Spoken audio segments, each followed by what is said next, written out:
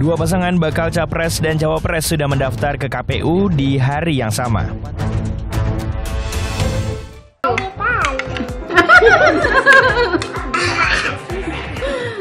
Sejumlah pengasuh anak artis aktif di media sosial dan memiliki jumlah pengikut melimpah. Praktis, para pengasuh ini juga mendapatkan penghasilan tambahan.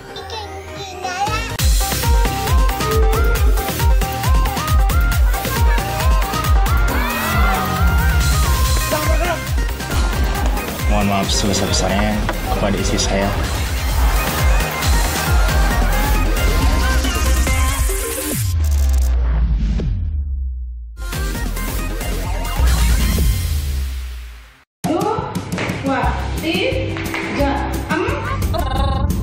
Kalau lapar kita harus. Bu Marlina ngomong baru kali ini nangen kayak gini, mak. Ini kan Nato, ini kan ada.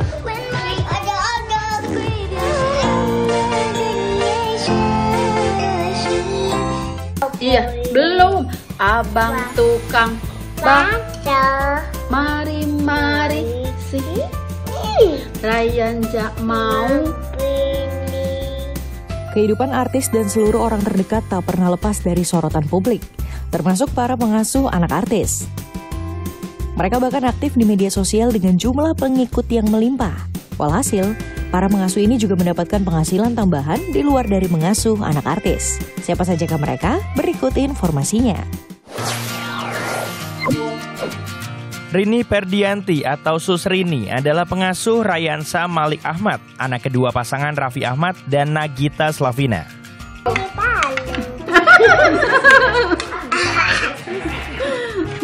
Susrini menjadi perhatian warganet karena dinilai telaten mengurus Cipung, panggilan akrab Rayansa. Abu Bakar. Berbagai kegiatan untuk menstimulasi Cipung dilakukan Susrini, mulai dari berolahraga hingga kegiatan untuk melatih motorik halus Cipung. 1, 2, 3, oke, sendiri 4, 5, 6, 7. Susrini juga kerap mengunggah kegiatannya mengasuh Cipung di media sosialnya. Ya. Wah.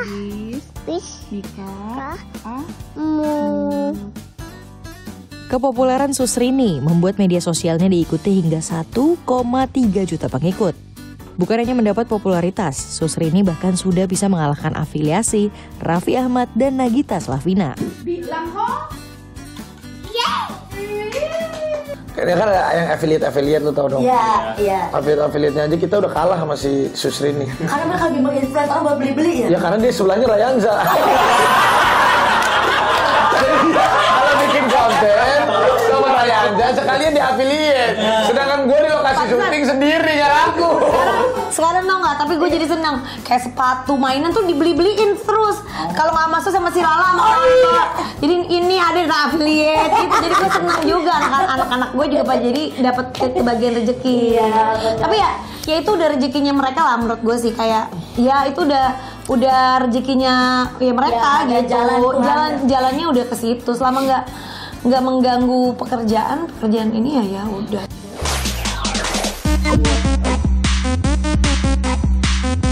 Pengasuh putra pertama Raffi Nagita juga memiliki tingkat kepopuleran yang tinggi di kalangan warganet. Sheila Lala atau Mbak Lala mengasuh Rafathar sejak tahun 2015. Abis itu Mbak Lala kan mau mandi bilangnya. Abis itu dia makan dulu lama banget. Sejak saat itulah, Lala mulai dikenal publik karena sering muncul di YouTube Rans Entertainment. Sedikit demi sedikit, pengikut Lala di media sosial terus bertambah. Kini menyentuh angka 2,1 juta pengikut. Banyaknya pengikut di media sosial ini menjadi ladang sumber rezeki tambahan bagi Lala. Lala bahkan dipercaya untuk mempromosikan produk fashion hingga kecantikan. Lala juga mendapat penghasilan tambahan dari kanal YouTube-nya Sheila Lala Official. Lala juga memiliki brand parfum sendiri yang didukung dan banyak dipromosikan oleh para artis. Dan yang pasti, penghasilan tambahan dari Raffi Nagita. Lala mengaku pernah menerima bonus hingga 100 juta rupiah. Bekerja dengan Raffi Nagita juga membuat Lala sering diajak berlibur ke luar negeri. Lala bahkan berkesempatan untuk umroh bersama keluarga Raffi. tiba-tiba bisa keliling dunia, bisa umroh, Masya Allah Kang, itu kayak suatu hadiah apa ya, kayak keajaiban gitu. Nggak pernah berpikir tuh cita-cita pengen keliling dunia tuh nggak, karena kita sadar diri gitu kan ya. Mimpi aja enggak. Mimpi aja enggak. Mimpi aja enggak. Tapi kemana aja masih inget nggak? Ke London, Paris, Amsterdam, terus Itali, ke Roma. Banyak deh kan. Eropa semua. Gimana mau kuliah? Udah tahu. Selama bekerja dengan Raffi Ahmad dan Nagita, Lala juga melanjutkan pendidikannya ke universitas dengan mengambil jurusan manajemen. Lala juga kini tengah membangun rumah miliknya di daerah Depok, Jawa Barat. Untung guys, ada Bapak Anang dan Ibu Asanti ya. Oke guys, sampai ketemu nanti kita di Jepang ya. Suarsih Asih atau yang akrab disapa Uteng alias Suteng adalah asisten Anang Hermansyah dan Asyanti. Tugas utamanya adalah mengasuh putri Anang Asyanti, Arsi. Kalau Arsi makan coklat ini tuh udah kayak sereal. Arsi makan mie instan. Suteng sendiri terlihat dalam sejumlah unggahan keluarga Asyanti dan Anang. Namun Suteng juga aktif di media sosialnya sendiri dengan membagikan aktivitas sehari-hari Arsi. Nanti nikahnya sama Mbak. Wah. Walhasil Suteng memiliki follower hingga 867.000. Jerih payah Suteng setelah bertahun-tahun menjadi asisten Asyanti dan Anang akhirnya berbuah manis. Suteng mendapat hadiah mobil mewah dari majikannya itu. Ini rumahnya Uteng guys, udah nyampe, keren banget rumahnya Uteng. Keren. Suteng juga merenovasi rumahnya di Salatiga, Jawa Tengah hingga menelan biaya 250 juta rupiah. Anak dari mendiang Vanessa Angel dan Bibi Andriansyah, Gala Sky Andriansyah, memiliki dua pengasuh. Mereka adalah Siska dan Ida yang berbagi tugas dalam mengasuh dan menjaga Gala. Kerap membagikan aktivitasnya saat bersama Gala, membuat Siska Lorenza memiliki 175.000 pengikut di media sosial.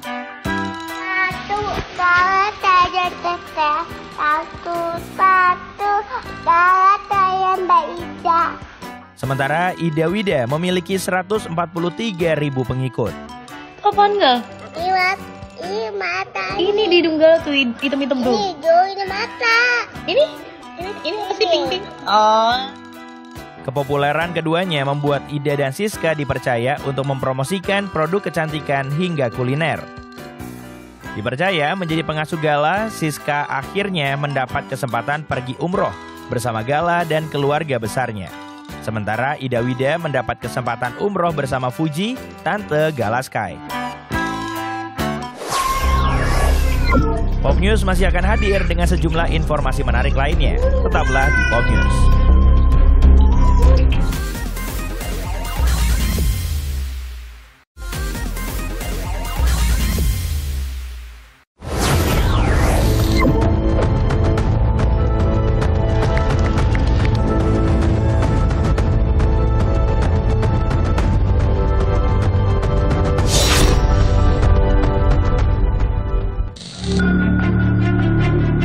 Hari pertama pendaftaran Capres-Cawapres pada Kamis 19 Oktober, Anies Baswedan dan Muhaimin Iskandar menjadi pasangan pertama yang mendaftar. Anies Caimin resmi mendaftar sebagai Capres-Cawapres yang diusung Koalisi Perubahan, Nasdem, PKS, dan PKB. Anies Caimin masuk ke kantor KPU sekitar pukul 10. Pendaftaran pasangan dengan julukan Amin ini ditandai penyerahan dokumen persyaratan pendaftaran Capres-Cawapres ke KPU. Membawa gagasan perubahan untuk dirasakan pada keluarga-keluarga di Indonesia. Kita menginginkan agar kebutuhan pokok menjadi terjangkau. Di sisi lain, para petani hidupnya lebih sejahtera, para peternak hidupnya lebih sejahtera, para nelayan hidupnya lebih sejahtera. Kami ingin ada kesetaraan kesempatan. Sebelum tiba di KPU, Caimin sempat menyampaikan kembali tujuannya ikut dalam gelaran Pilpres 2024. Pengabdian kepada yang pertama, rakyat yang paling membutuhkan nasibnya untuk dirubah menjadi lebih baik. Yang kedua, untuk seluruh bangsa, negara kesatuan Republik Indonesia, kita niatkan, kita akan merubah menjadi lebih adil, makmur, dan sejahtera. Anies Caimin juga menjadi pasangan pertama yang mendeklarasikan diri sebagai pasangan bakal Capres dan Cawapres pada 2 September. Saat itu, munculnya nama Caimin sempat mengguncang Partai Demokrat hingga batal mendukung Anies. Tak lama berselang, pasangan bakal Capres dan Cawapres Ganjar Pranowo dan Mahfud MD datang sebagai pasangan kedua yang mendaftar ke KPU. Berangkat dari Tugu Proklamasi, Ganjar Mahfud yang diantar para ketua umum partai politik pendukungnya tiba di gedung KPU sekitar pukul 12.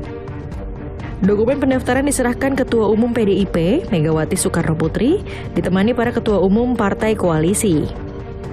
Yang jelas kita ingin membangun Indonesia dengan lebih cepat, ya, dan kita ingin apa yang sudah dilakukan oleh pemerintahan hari ini, baik kita teruskan.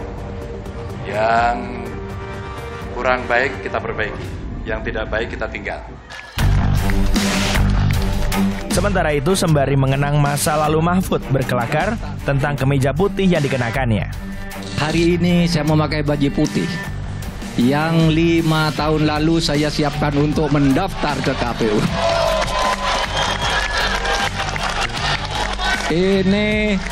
Ini dulu tidak jadi dipakai meskipun sudah jadi. Tetapi ternyata ada pesan Tuhan di baju ini. Ditunda dulu untuk dipakai ke KPU dan hari ini bisa dipakai untuk mendaftar.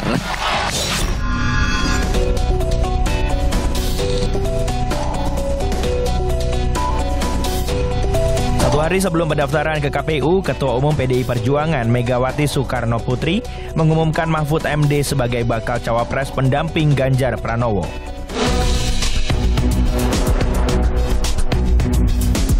Di saat bakal capres lainnya sudah maju mendaftar di hari pertama, Prabowo justru belum menentukan sosok pendampingnya.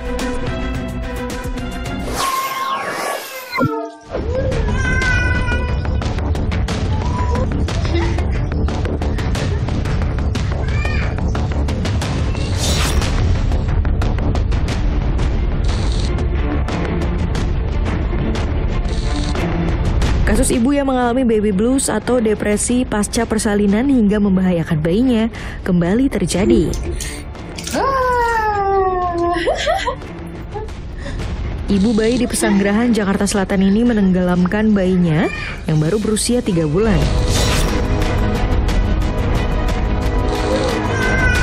Bayi malang ini menangis dan kesulitan bernapas akibat kepalanya yang ditenggelamkan. Komisi Nasional Perlindungan Anak menyatakan bahwa pelaku mengalami sindrom baby blues dan depresi.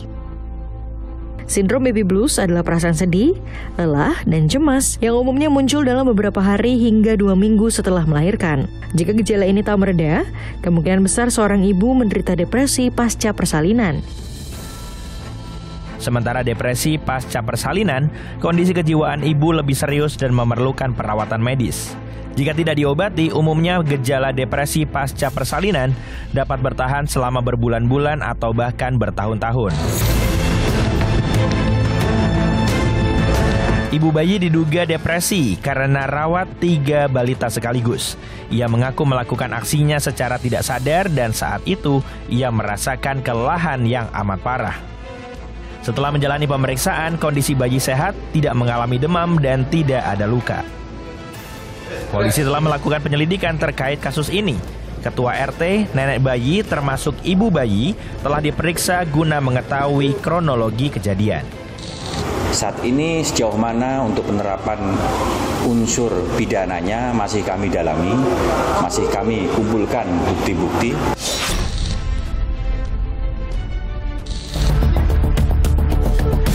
Untuk menelusuri kasus ini, polisi juga telah berkoordinasi dengan KPAI serta urusan pemberdayaan perempuan dan perlindungan khusus anak.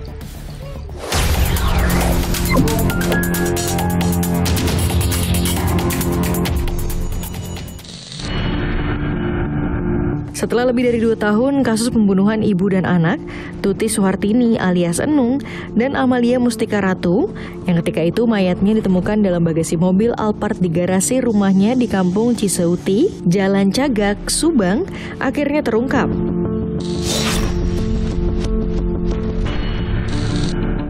Lima tersangka ditetapkan, yakni Yosep suami korban, Mimin istri muda Yosep, Abi dan Arigi anak tiri Yosep, serta Danu keponakan korban. Kasus ini menemui titik terang setelah Danu menyerahkan diri dan membuat pengakuan. Selama ini Danu merasa tertekan dan terancam. Ya dia pesannya, pokoknya mah Danu mah mau terus terang. Pokoknya mah apa yang Danu lihat dialami akan terus terang. Pokoknya tanggung jawab Danu siap untuk dimasuk penjara gitu. Jadi ikhlas lah ya, keluarga juga mengikhlaskan. Meski resmi ditetapkan sebagai tersangka, Yosep tetap menyangkal sebagai pelaku pembunuhan sadis itu. Sampai barusan Pak Yosep, Mimin, Arigi dan Abi masih tetap dalam keterangannya, tidak melakukan, bahkan 3 orang saksi kayak Mimin, Arigi dan Abi itu tidak pernah mengenal Danu.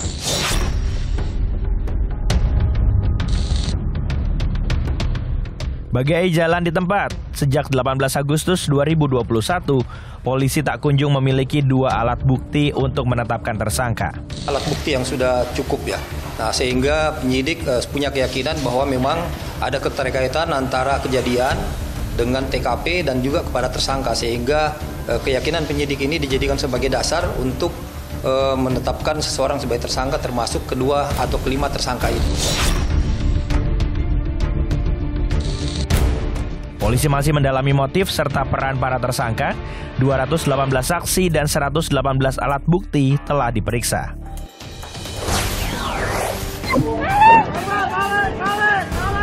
Pop News masih akan hadir dengan sejumlah informasi menarik lainnya. Tetaplah di Pop News.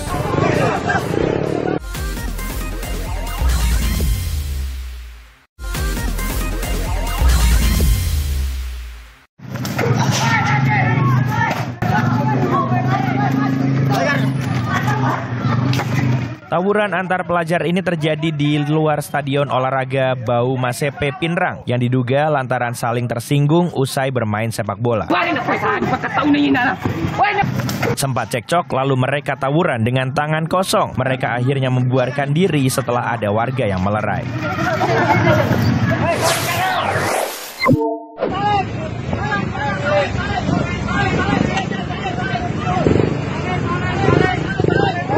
Para pengendara motor mengejar mobil ini karena diduga berisi pelaku hipnotis yang baru saja beraksi. Menurut saksi mata, pelaku menghipnotis korban dan membawa kabur kartu ATM, uang, serta buku tabungannya. 3 pelaku lalu kabur dengan mobil ini.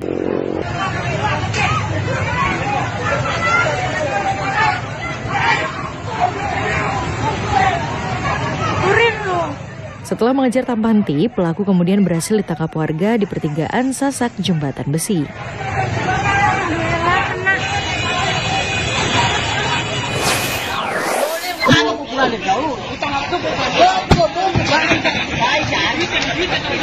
Nelayan jaring Arab di Kabupaten Indramayu ini marah-marah hingga membanting jerigen kosong di SPBUN Karangsong. Para nelayan ini marah karena kesulitan untuk membeli BBM jenis solar bersubsidi. Dengan adanya aturan baru, mereka yang telah mengantre sejak subuh bahkan tak kebagian BBM solar. Kebijakan baru BPH Migas dan Pertamina ini terkait penerapan aplikasi untuk mendapatkan solar bersubsidi bagi nelayan di bawah 30 GT.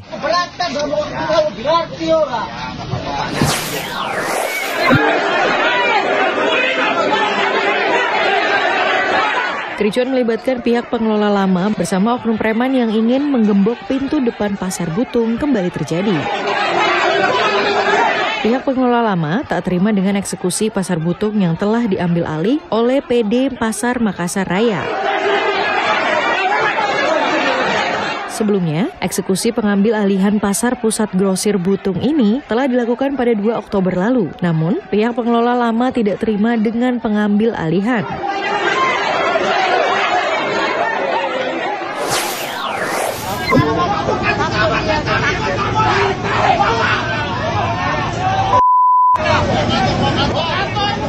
Pencopet ini berhasil diamankan petugas karena ketahuan pengguna KRL hendak mencuri di dalam kereta.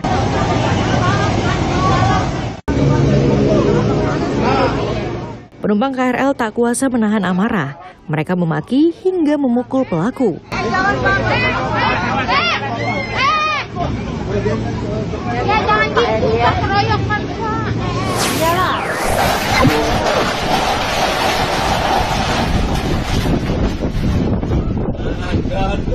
Seketika para pemancing ini kocar-kacir setelah diterjang angin puting beliung. Atap pemancingan di Pekon Margodadi, Kecamatan Ambarawa, Pringsewu ini bahkan copot dan beterbangan.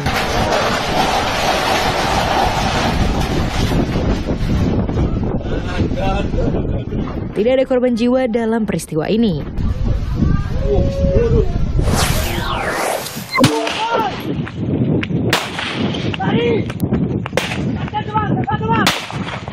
Secara tegas dan terukur, polisi memberikan tembakan peringatan ke udara saat hendak menangkap pelaku buronan kasus pencurian mobil. Namun karena tidak mengindahkan, polisi lalu melumpuhkan ke bagian kaki pelaku. Tidak hanya di Kota Padang, pelaku juga melancarkan aksi di Aceh, Pekanbaru, dan juga Medan. Dalam modusnya, pelaku berpura-pura menyewa kendaraan, lalu dibawa kabur dan menjualnya di luar provinsi.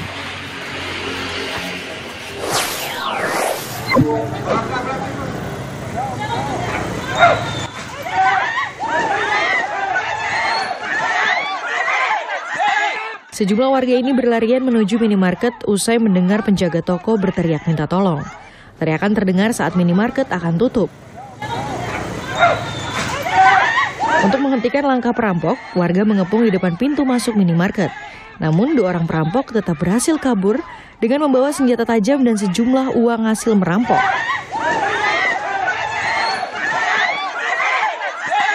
Satu pelaku akhirnya berhasil ditangkap oleh polisi. Informasi tadi mengakhiri Pop News hari ini. Jangan lupa tetap saksikan Pop News setiap hari Sabtu dan Minggu pukul 9:30 waktu Indonesia Barat. Tentunya hanya di Kompas TV. Terima kasih dan sampai jumpa.